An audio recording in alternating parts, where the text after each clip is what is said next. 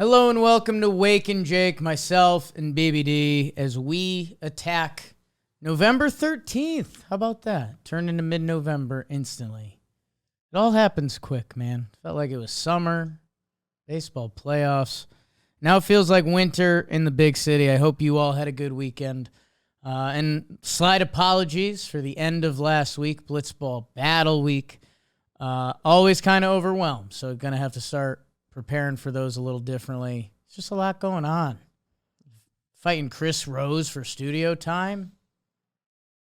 It's Chris Rose. Yeah. It's Chris Rose. We warned the people. And a little bit of an MLB lull. It's awards week, so that's exciting. We just did a Talking Baseball episode on the new managers because we were kind of circling back on all that. I guess if I can give you a spark notes of it. Okay, new managers. Craig Counsell thing is still kind of wild. I guess that's where, Stephen Vogt. Sure, you believe in Stephen Vogt. He's young, he's friendly. Went from the silly guy on Intentional Talk. How about that? That kind of first started showing his personality. To the emotional guy on Chris Rose rotation. To now, he's coaching Chris Rose's Guardians. Let's see. I don't know. He's a beloved baseball personality and at the end of the day, and that's where all of these end up landing. MLB managers, it comes down to winning and losing. The only case that's kind of different from that, the Snakes, and, it's obviously a recent example for some reason, but they kept Torey Lovullo when, I don't know, everyone was kind of like, the Snakes haven't been that good. Are they going to get a new manager? They've got a guy they like. And I think it's one of those things at a certain point, I don't want to say if it ain't broke, don't fix it, but if you have a manager you like, a lot of times the problem comes down to players on the field. So if you like Torey Lovullo and you knew the Snakes didn't have the roster the past couple years, why really punish him? And they didn't. They kept him. They went to the World Series this year. So, slight outlier. Would love to see more managers start getting treated that way. I mean, it's one thing if you have a team that disappoints and, you have to start pointing fingers at something. Like, people have to be responsible for that. Sometimes voices do just get stale or whatever the situation is. But can get old. But, yeah, I mean, I guess for some of the losing teams... And we're starting to see those teams adapt, like, Kotze when he took over the A's. They knew what they were signing up for. This is going to be messy before it's not. I don't know. Give managers some more run before you axe them, unless you're a team with serious expectations. Like, if you're just, I don't know. When the Blue Jays fired, who was that guy? The well-beloved guy? Montoya. I always blank on his name and game. That one was always kind of felt like the most ridiculous. Also, the players took ownership side, which felt wrong. Weird. Anyways, for Stephen Vogt. A lot of teams feel like they just make change for the sake of making a change sometimes. Mets have gone every other year for 3 straight managers now. Well, and that was part of Jimmy's trivia was, I think, what was it, 16 managers? By this opening day, it will be 16 managers doing their first or second opening day in this position. So it moves quick. I mean, there's another part of me that gets it as a front office. It's kind of an easy thing to point to when you are changing up the juju a little bit. But I don't know. Like Stephen Vogt, it's like, sure, fun. Like that guy. Let's see what he got. Craig Counsell, that was the only one that, I don't want to say raised eyebrows, but it's, as we talk about awards, he looks like the biggest corn flip of who's potentially winning an award, which when you're getting down to manager of the year, that's kind of crazy. That old drama show is just fun. Baseball doesn't normally do that, but division rivals, cities that are close together, the beautiful Midwest, and the Cubs who don't really, I mean, my goodness, where did the Cubs land this year? The Cubs' final record was 83-79. Brewers were 92-70. The Cubs losing Cody Bellinger out of that lineup I know they're supposed to be in on Shohei. So is everyone. And, hey, maybe Cody comes back. Maybe that's home, whatever.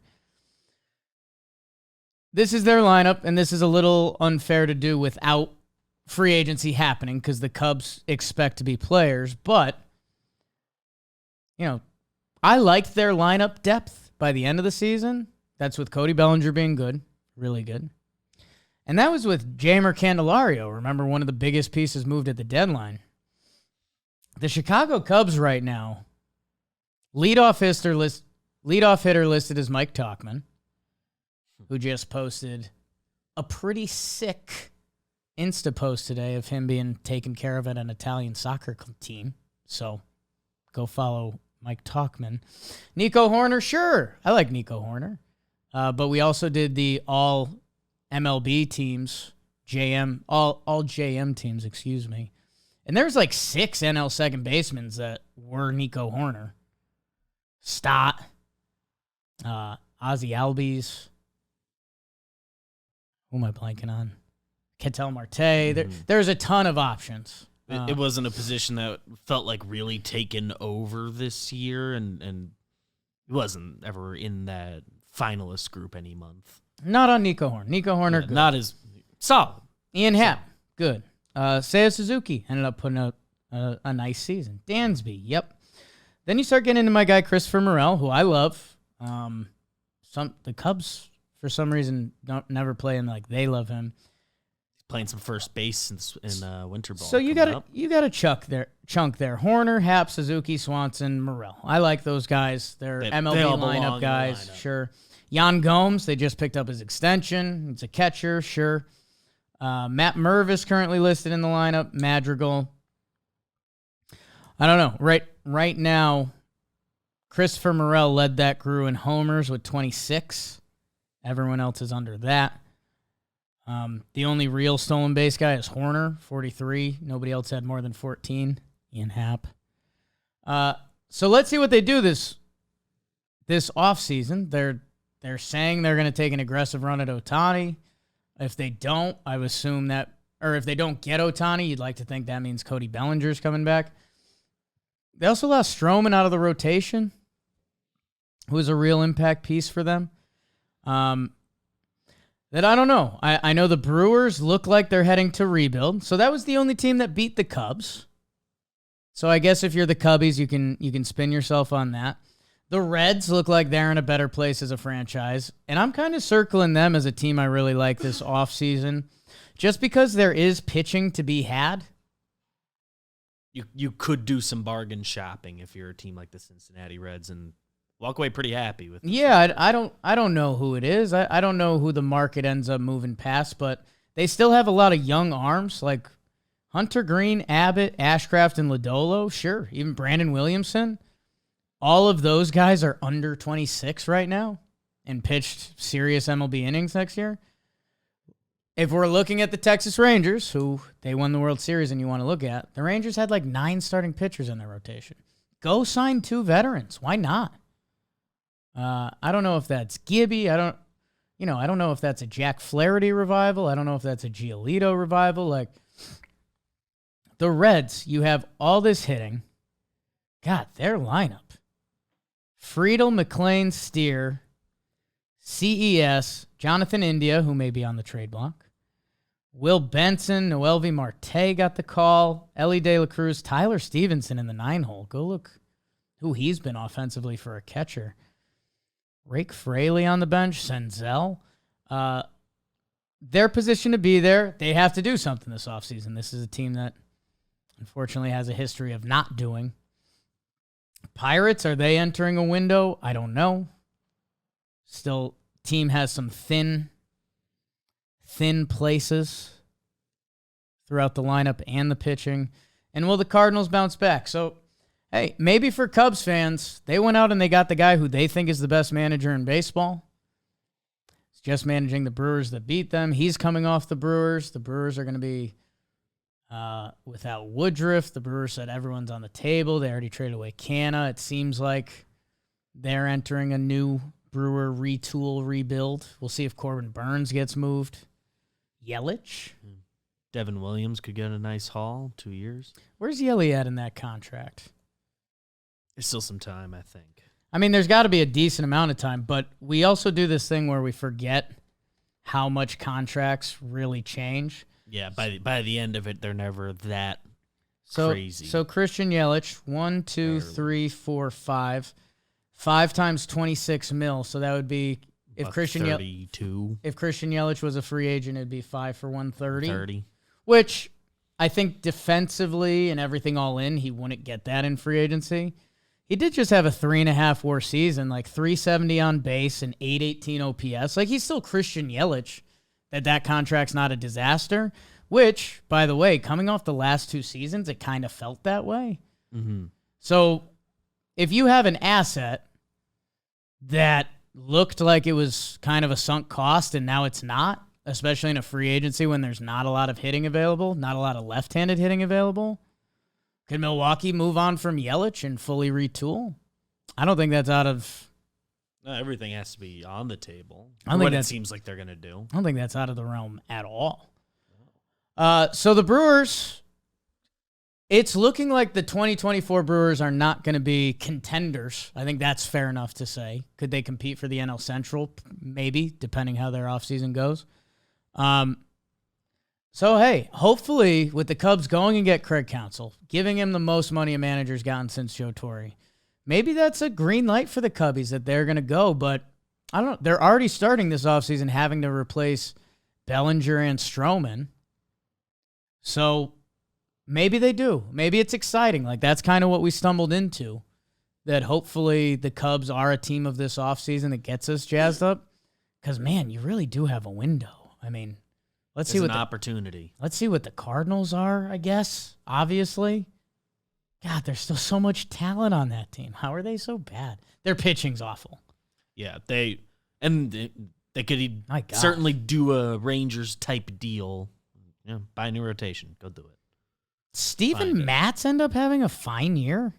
What's that about? I think overall, I don't know how many. I feel like I remember hearing there was a shift to the bullpen where he had success. I could be misremembering. 8 games out of the bullpen. He finished the season really strong. His last...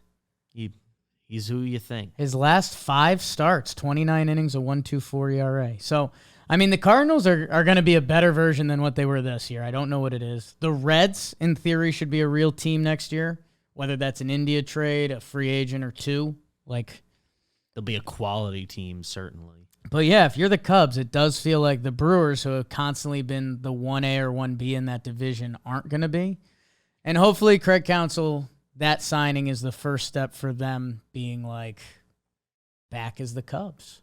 Because they kind of haven't been since they moved on from Riz and Bryant and all those guys. Did any of the other manager moves really... Mendoza with the Mets is kind of a shrug. Melvin with the Giants. The Counsell, Mendoza stuff, just everyone, including me, assumed, like, Counsell to the Mets. They got Stearns. They're going to get their guy. Like, people for over a year had been, like, saying, like, oh, Counsell doesn't seem interested in signing the extension. Hit free agency. Everyone sort of knew the Mets were going to get Stearns eventually. So, like, just the fact that it didn't happen is something. The Bob Melvin stuff is, I think, interesting. But yeah, I guess I need to know more about that franchise in general, just because the Giants end of it, not as much as the Padres end of it. Dodgers are still there. Snakes, hopefully up and coming. Padres the Giants are always like saying they're going to spend money, and they haven't actually gotten the guy. They've been in on a bunch. But what was the other? There was one other. Oh, Espada to Houston is, and I mean, I don't know if you have Hot Joe Espada takes. Comment below. If I can go Yankee world for a moment, I was hoping he wouldn't end up there and he could get back in the Yanks org because Yanks know him. He knows them when they were doing things right. Yeah. So it would have been an interesting candidate for the bench coach role, but. Now he's managing two Yankees. Managing the better team. Two Yankees already. I told you I want to do some award week stuff. And I will. But it probably won't be super juicy because AL MVP, your finalists are Corey Seager and Marcus Semien, the up-the-middle punch from the Texas Rangers that won the World Series. Okay, jazzy. In ESPN's expert picks, Ohtani was 13 votes unanimous. And that checks out because he pitched and hit at an incredible level. He's a free agent. Where will he land? We'll talk more about that. I could see that coming up. For the coming months. Okay. Well, give me some National League juice, baby. You know, Mookie Betts had a crazy year playing shortstop, second base, right field, wherever you need him, hitting at a incredible rate. Hell, his teammate, Freddie Freeman, hitting at an incredible rate, record-setting doubles, extra base hits on fleek. You know, I don't like saying that anymore. Their experts had Acuna getting every vote except one, and they gave that one to Mookie. So, MVP, we've got basically two guys that were runaway historic guys. Ronald Acuna's 40-70 season for a team that won 1 billion games. Against two Dodgers players that had a really good year. Matt Olson doesn't even make the list with his 50-something home runs. Tough. And I think he won the Silver Slugger over Freddie. Can you double-check that, Beebs? Ooh, yeah. I think I saw that, which is kind of funny because you start doing Silver Slugger. Like, do you lean into the slugger? Because technically I think Matt Olson was a better slugger. Olson did win his first. So Freddie Freeman is not going to win the Silver Slugger, but he's in the final three for MVP. I guess he plays a fine first base, but either way. Both of them regarded as good defensive first basemen. We're essentially going to have two blowouts at MVP. Okay. Give me these Cy Young winners. Give me the juice, baby. Garrett Cole, Kevin Gausman, Sonny Gray. In this ESPN poll, Garrett Cole went unanimous. Which is kind of crazy. Like, Cole was really good, and it felt Cy Young good. I don't know if it felt unanimous good. It's funny that, like, it just isn't a competition. Like, it wasn't the best season I've ever seen. Cole was awesome. Love him. Deserves the Cy Young. Kind of the rest of the competition fell off physically or performance-wise by the end. I do like they open up and they're like, Cole is one of the best pitchers to never win a Cy Young Award. So with him being kind of the head and shoulders winner and him being Garrett Cole, he was pretty due. I do like this. I am a Yankees fan. The Rick Porcello Cy Young hurt me more than things should have. Happy for him. I thought Gausman might steal a couple votes because I think he's got a ton of strikeouts, and some people still get into that. And Sonny Gray was good, but Garrett Cole's going to win the Cy Young, but it's looking almost unanimous, which I don't know. It feels like unanimous. This stat line I feel like doesn't result in unanimous Cy Young necessarily very often. Winning, yes. Well, how about your National League then? Give me the juicy race there. Okay. Zach Gallen, World Series Diamondbacks. Logan Webb, San Francisco Giants. How about Logan Webb in your top 3 NL Cy Young finishers? I recall being laughed at. Wheeler, Strider, Justin Steele. Remember when the Steele Hive was in our replies? He had a tough down the stretch, which is fine. Logan Webb ends up in the final 3 there. They have this vote as all but one for Blake Snell. He was incredible down the stretch. You guys know I started peacocking because every second half he's had has been better than his first half his entire career. He's a free agent. That's an exciting one, huh? Yeah, he's I know we're really not, interesting. because Snell can be a tough watch with all the walks. This is a 2-time Cy Young Award winner who's winning his second, hitting free agency after winning the Cy Young. He's still young. He's like a cool dude. He's never, like, broken. No one's, free agency's whatever. Okay, let me take that back. It's just bad. Rephrase. That's just bad analysis. Free agency. It never goes down how we think. We don't know how front offices actually value players. We don't know how much they're willing to dole out for other players. We've seen what's gone on with the Padres. We saw the Giants sneak in and out for players for the past couple years. Not a single person has given a good Blake Snell landing spot. Like, normally you look at guys and you're like, okay, if we're being honest, Cody Bellinger seems like a big-time fit for the Cubs, Yankees, and then, like, I guess you could say the Giants. Or I was thinking them a little bit. Like, there's some spots for Bellinger that are like, wow, yeah, okay, that makes sense. The Yankees have really needed a lefty and an outfielder. His dad played for the Yankees, sure. This guy was a Dodger. Things fell apart. He went to the Cubs. He was nasty. He's going to resign with the Cubs. That makes a lot of sense. San Francisco Giants, they're trying to lock up a big guy. Like, you could do that. Snell, every team fits because every team needs starting pitching.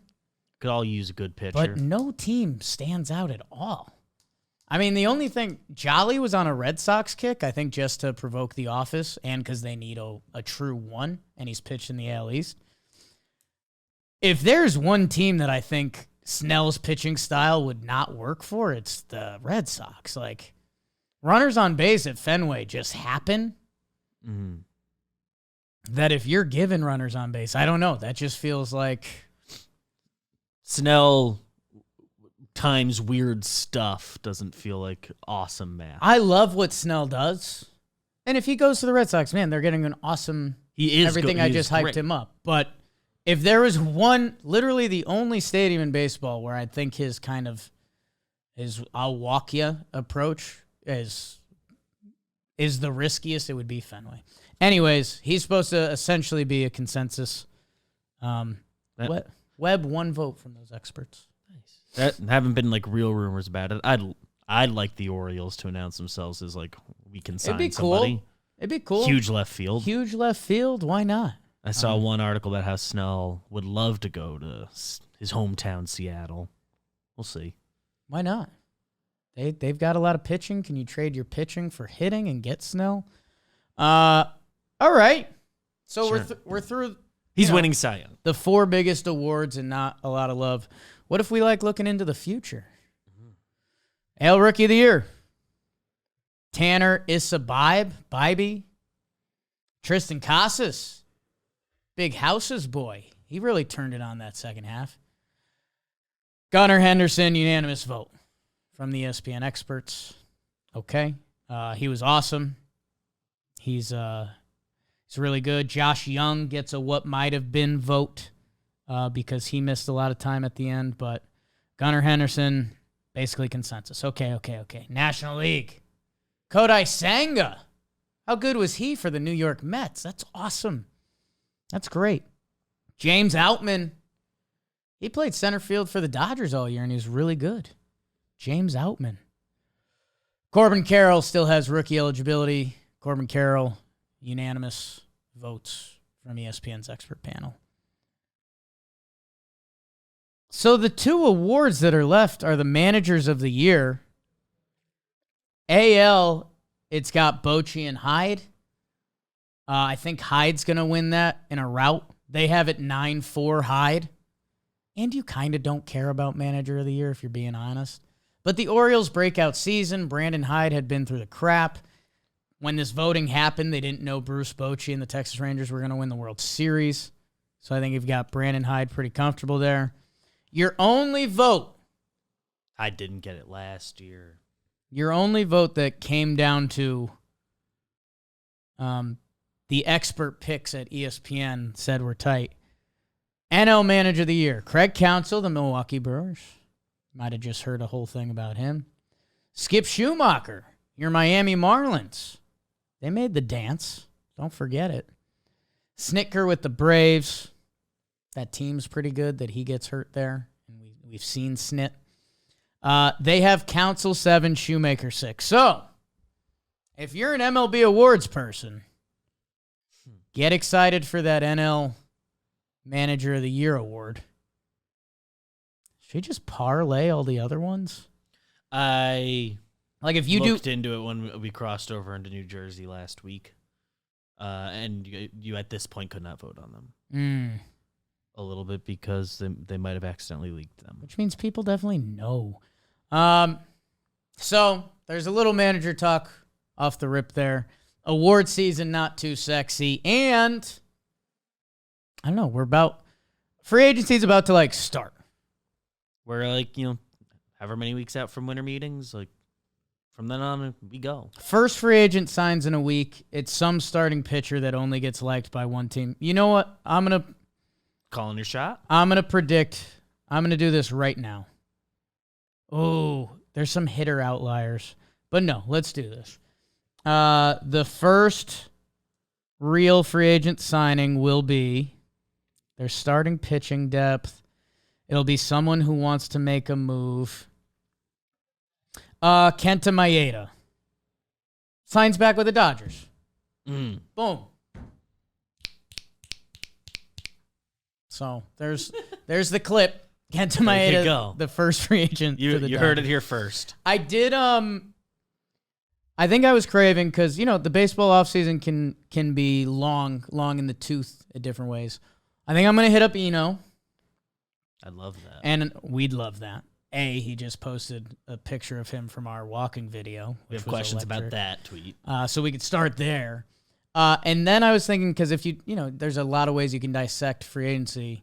I wanted to get the Eno kind of nerd shit on who in the middle area is going to get the most love, between a Giolito, Nick Martinez, Lorenzen. Which of these guys are going to draw more attraction because of statistics? We know he knows a lot of teams are enamored by this guy. Kyle Gibson projected 1 year, $12 million. It's not bad. Did he lead the AL in wins, or did he lead the Orioles in wins? I would guess Orioles. I can look into that. Let's see. Kyle Gibson, 33 starts, 15-9. Definitely led the Orioles. Okay. Don't think led baseball. Wins used to matter. His career high. Pretty nice. Not end of his career, maybe not. Maybe not at all. We have a lot more baseball coming up throughout the offseason. Can't wait for the signings to start to break as we do that here, talking baseball everywhere. The other thing that I'm excited for, NFL football this weekend. We'll do a little weekend recap as my Broncos play the Bills tonight. Hello.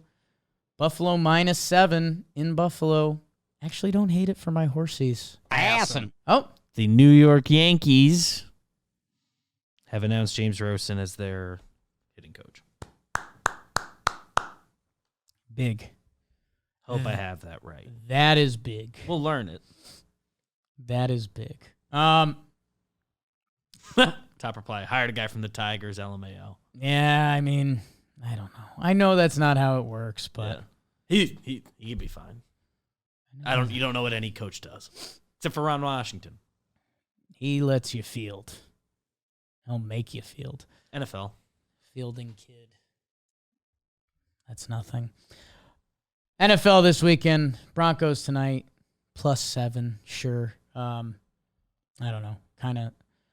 Broncos, as I told you, they have me back on the hook slightly. I'll watch them tonight. Primetime game. If they could show me something, might be a good tease. What got you this time?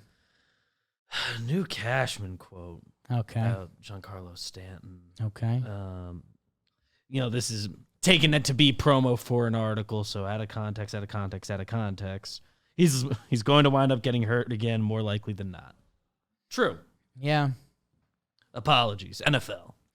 It ain't wrong. Let's start off with some stink, just like that quote.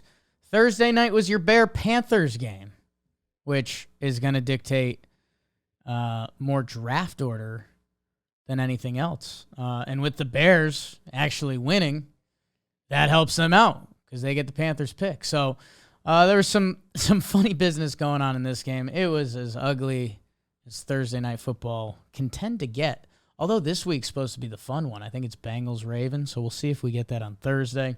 But then, if you were waiting for that Frankfurt game, you got Colts Patriots. How are the Colts 5-5? Well, it's partially because they played the Patriots this week, who are now 2-8. Got some of the Bailey Zappi experience at the end of this game. There's a lot of rumors that this could actually be the end of Belichick. We'll see what goes on there. Patriots are in full-blown QB mode. It's looking like the Mac Jones times are done. And just a reminder,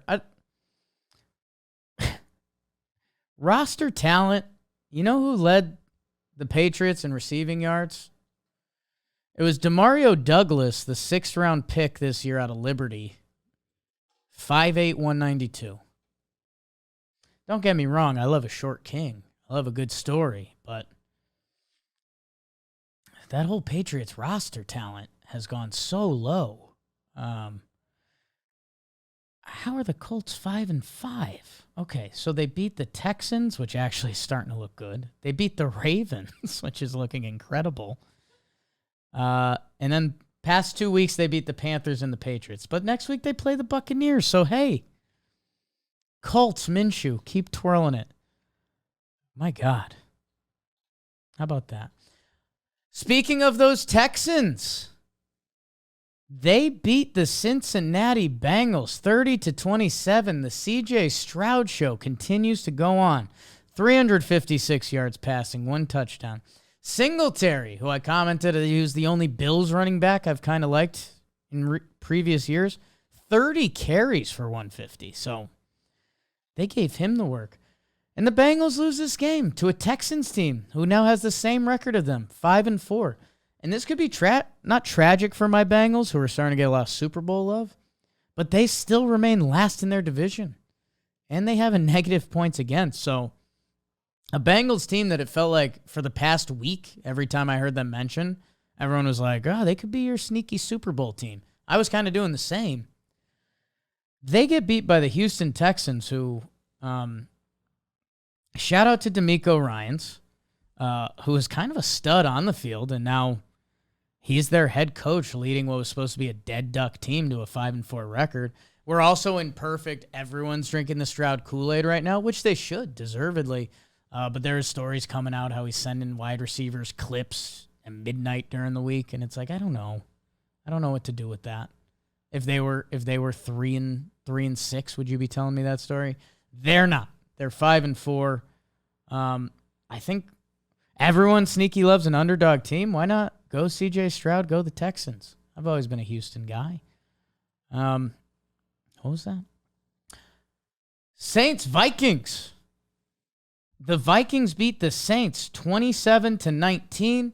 This was another one where I was like, how about, the Saints and Carr, they're drifting through this thing. If they win this game, they're 6-4. Not so fast, my friend. The Vikings win. The Josh Dobbs show continues on. How can you not root for that? This guy on his 5th team or whatever it is, a week and a half on this team, and now he's racked up 2 dubs. They're 6-4. Your Minnesota Vikings are on a 5-game win streak. A 5-game win streak for the Minnesota Vikings. And they just look overall rejuvenized. Is that the word? Rejuvenated? Rejuvenated. What's rejuvenized? That's when you make it into a drink. Awesome for Josh Dobbs. Got to be awesome for the Vikings. Another reminder, tall Vikings coach. I tried to remember his name. I'll type in tall Vikings coach. 6'5", Kevin O'Connell. Kevin O'Connell got a lot of love when the Vikings were winning a ton of games last year, even though nobody was bought in because they were winning a ton of games. Helping make Justin Jefferson one of the best players in football, although he's one of the best players in football, but they get him the ball enough that he's like your number 1 fantasy guy when he's out there. Now look, 5 straight wins for this Vikings team. Like, I think it's fun when we think about NFL coaches and their resumes and what should actually be on it. How about Kevin O'Connell with a 5-game win streak with 2 of those being Josh Dobbs at the end? Like, that's something you should put on your coaching resume. So good for KOC. I'm going to remember his name again and stop calling him Tall Vikings coach. Another coach I love. One of the coaches that I feel like when Wake and Jake started really diving into football, and I can't put enough respect on this guy's name, Kevin Stefanski of the Cleveland Browns. They come back late against the Ravens and hit a walk-off field goal to win it. 16 points in the fourth quarter, 33-31. They were down to the Ravens late. The Ravens have some crazy stats going around. That their 7 regular season losses in the last 2 years, they've had 75% chance to win in the fourth quarter. Kind of bonkers. I don't know if it's a Ravens blowing it thing. I don't know if it's NFL. I don't know if those percentages matter at all. You could spin that as a good thing for the Ravens, like they basically have a chance to win every game they play, or you could spin it as the Ravens find ways to lose games. But the Browns win, and I do this twice a year when it's football season. Do you remember how tragic the Cleveland Browns were? Like, the most tragic franchise in sports. They're 6-3 this year. People are complaining that Deshaun Watson's not playing well enough. Or at least they were going into this week. Like, how quickly the standard has been changed in Cleveland. And I know, obviously, they changed their front office. They have a seemingly really good, historically good defense. I don't know if you can say historically good, as they've given up a couple big point games in previous week. But how much the energy with the Cleveland Browns has been changed. I don't know. We treat them as a normal team now. And for years, you could not. And 131 between the 2 years, right? Or something like that? 130-1? I mean, yes. The Cleveland Browns have stats you can chop up, whether you want to do 2-year spans, if you want to do 20-year spans. The fact they're a respected NFL franchise right now, more people need love for that. And I don't know, you just don't hear it. They don't. It doesn't really get talked about that they got themselves fully out of the mud. Like they're normal. The Browns are normal, if not good. I remember during kind of peak of those times, I used to compare them to our New York Knicks. Knicks had like a lower winning percentage since 2000. Knicks tape. Anyway. Pittsburgh Steelers beat the Packers because Pittsburgh played at home. And if you're not better than them, the Steelers are win. Steelers are 6-3. 6-3. Mike Tomlin. This is like a perfect Mike Tomlin team. They blown out week 1 to the Niners. Blown out week 4 to the Texans, which is looking okay. And then they lost to the Jaguars 20-10. So, I don't know.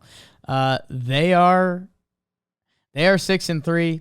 Pickett doesn't seem like the truth, but they're winning games. And they take care at home, and that just feels like that's what the Steelers do, which is a little crazy. They have played 6 games, 6 of their 9 at home. So maybe we start seeing them trend the other way in a tough division, but they take care of the Packers. I have no idea where I stand with Jordan Love. I will, and I think if you listen to this regularly, you can confirm. Jaylen Warren, yes, I said this. Najee, yes, I did a whole thing. Najee Harris is just not the guy. But I also think Jaylen Warren is.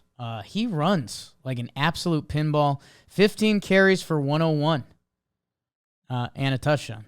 Najee Harris had 16 carries for 82 yards and a touchdown. So Jaylen Warren has been slowly winning that job, and he is the better back. And I think if you're deep into football or fantasy football, you know that. But if you're looking from the outside, he's good. And they just have a ton of talent on defense. They're wide receiving. I really, really like their running back. Buccaneers, Titans, no. Buccaneers win at home to get back to their winning ways. Titans dropped to 3-6. This was kind of the Will Levis. Okay, let's see what you got, kid. They scored 6 points. Buccaneers get back in the mix in their division. First place is still New Orleans at 5-5. Tampa's at 4-5. So that's do what you want with that after they lost 4 straight. They beat the Titans. They're at the Niners next week. I don't love that for your Buccaneers. I don't love that because the Niners blew out the Jaguars 34-3 in Jacksonville. Niners off their bye week. I've sneaky turned into a massive off the bye week guy. Found that out this year. Niners, just pure domination. Brock Purdy, 3 touchdown passes. One of the stories from this game, McCaffrey doesn't score, ends his touchdown streak. He has a funny quote after the game. I stink. All my other teammates scored and I didn't. Niners are back to 6-3. They right the ship after 3 straight losses. Buccaneers next week at Seattle, at the Eagles. Interesting to track. Debo is back. He had an awesome Debo Samuel run. Always fun to watch. Niners are back to being a wagon, and I hope you didn't sell any of their stock. I mentioned Browns, Ravens. Falcons, Cardinals. Kyler Murray came back. Remember him? Josh Dobbs' former team, the Cardinals. Kyler Murray comes back, and they have he has a nice drive with kind of a signature Kyler Murray run to help set up the game-winning field goal. At home, these Cardinals have been pesky throughout. They improved to 2-8, which changes the draft order and Giants, Patriots, and all that as we're watching a lot of that the rest of the way. Falcons, this one feels like a backbreaker. They lose 3 straight. You guys know I kind of like these Falcons. They run at you. They got their game plan. Things are falling apart quick unless they beat the Saints, who they play next week at home and would have them tied at 5-6. So your NFC South stinks. Your NFC South stinks. That's a bummer. I wanted to move past my Falcons, but I can't yet. Good for the Cardinals. And they're going to be in a really interesting spot this offseason because how good does Kyler Murray look? Because I think he's about to get into his extension and be paid. They could also have a top 3-5 draft pick that a lot of teams could be looking for quarterbacks. They could be looking for quarterbacks if they want to move on from Kyler. So Cardinals are going to be one of the if Kyler balls out down the stretch, is he now tradable? Heard a lot of different things about his personality. I don't know. They are going to be one of the teams to talk about this offseason, and will be interesting to see how much Kyler's a part of that. If he finishes strong, you can see a lot of teams talking themselves into Kyler Murray and a new setting with a good team. If you had to trade a 3rd-round pick, you're willing to take on that contract. It's probably not a crazy return you got to send, assuming Cardinals would be drafting a replacement. How about the team they just beat? If you're the Atlanta Falcons, don't hate that. You play in a dome. Interested. Okay, just did a trade. I gave you the first signing of the MLB offseason. Now I just gave you trade of the NFL offseason. Lions. They win 7. They are now 7-2. They win 41-38 over the Chargers because of course they did.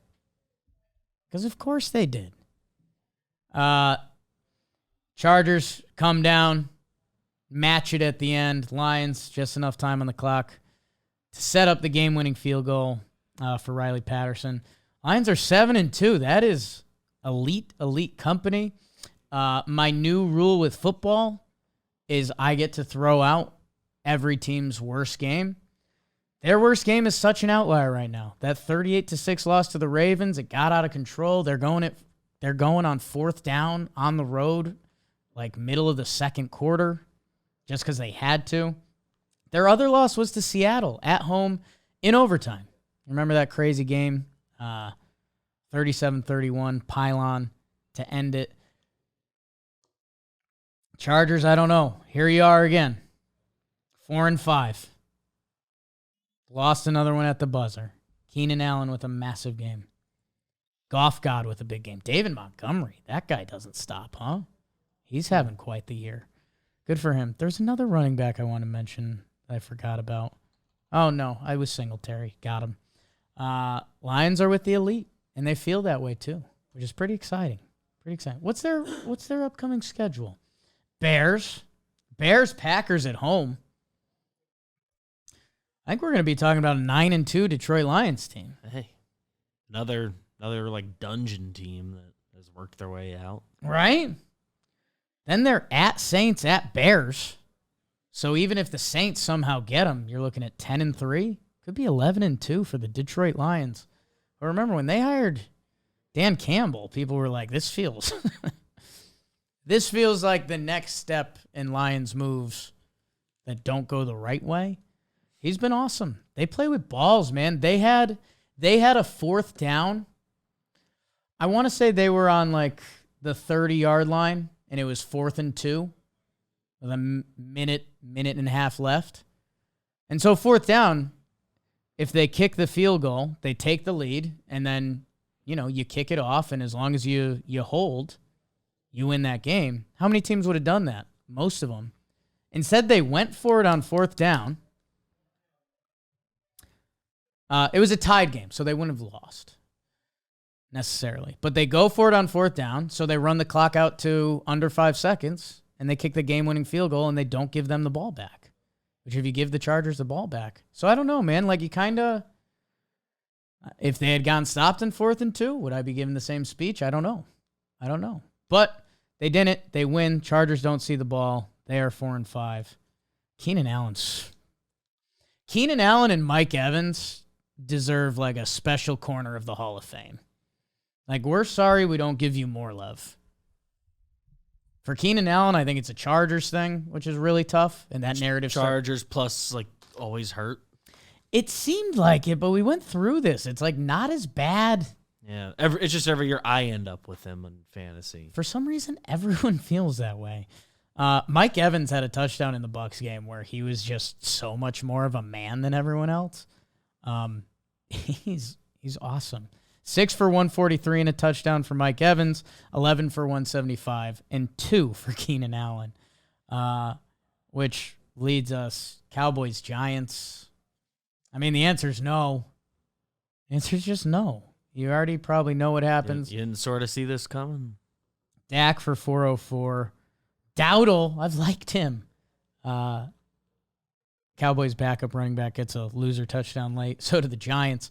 I think the funny thing I'll remember is this is a Brandon Cooks game. He's, 2 of these a year. 9 for 173 and a touchdown. Giants, it's as bad as it gets. Cowboys, they're 6-3. 4-0 at home, Cowboys. How about that? Giants are in possession of the number 2 pick. The Giants are in possession of the number 2 pick, which builds up to a huge Giants-Patriots game in a couple weeks. Get jazzy for that one, folks. That's got some serious losing implications. Seahawks beat the Commanders at home, 29-26, although they didn't cover the spread like I picked them to. Good for Sam Howell, leading them on a big boy drive down the field to tie it up. Sam Howell, 312, 3 touchdowns, no interceptions. Howell Hive, I know we've had our beefs this year. Geno, 369, 2 touchdowns. DK Metcalf at the end of this game showed up. He drew a pass interference, and then he had the final catch to set them up in field goal range. Tyler Lockett, 8 for 92, 1 touchdown, of course. Just always seems like he's been open for the past decade. I think I saw something, Sam Howell's second in NFL passing yards. Let me know if you had that. You know who his offensive coordinator is? Eric Bieniemy. Chiefs offensive coordinator that definitely should have gotten a job by now. But now he's coaching the Commanders and Sam Howell to mild success. Seattle wins. They're 6-3. Again, gambling-wise, I want to see a little more of a margin there. Seahawks, man, they lost. So they have the same Ravens loss, 37-3. They lost at Cincinnati, 17-13. That was an ugly game. Remember watching that one. They lost to the Rams opening week, which got me juiced up. Otherwise, they're playing a decent brand. Let's see if they can get redemption on the Rams next week. They host the Niners. Niners, Cowboys, Niners, Eagles. That's a fun stretch, but they will finish Titans, Steelers, Cardinals. So, Seahawks are probably going to have to sneak out. Actually, you really need to win that Rams game next week. Really need to win that game next week. Okay, interested in that. And then the final game, the nightcap, Raiders-Jets. Yikes. Jets miss the Hail Mary at the end of the game. They lose to the Raiders, who now look at the records. The Jets are 4-5. Gonna need that Rodgers health update coming soon. They kind of really needed that Raiders game. At Bills, Dolphins, Falcons, Texans. I don't know. I mean, the Jets are going to win some games with defense. They didn't get this game. Well, Garrett Wilson got enough catches to lose my fantasy matchup. You don't care. I don't care. What does need to be said, the Raiders are 5-5. They fire McDaniels. They win the next two games. Giants and Jets.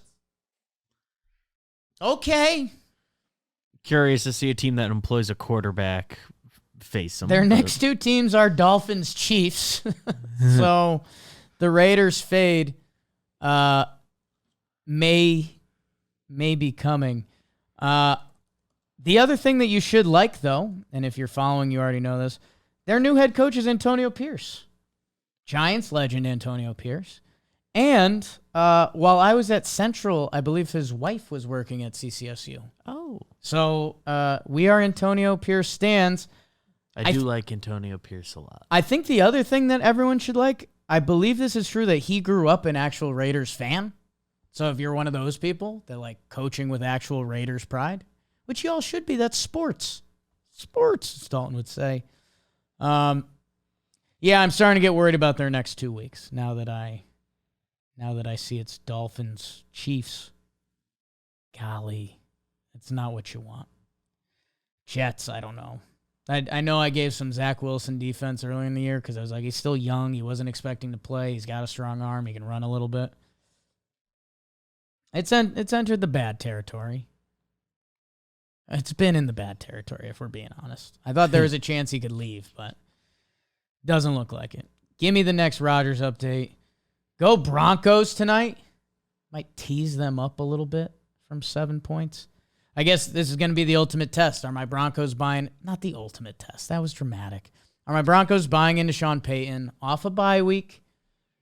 Because this is also overlapping with my, are the Bills that good? But it's in Buffalo. They're 4-1 in Buffalo. And I still don't believe in my horsies, if I'm being honest. But I'll tune in tonight. So are you. Sending DM to Eno Saris now. Thank you, guys.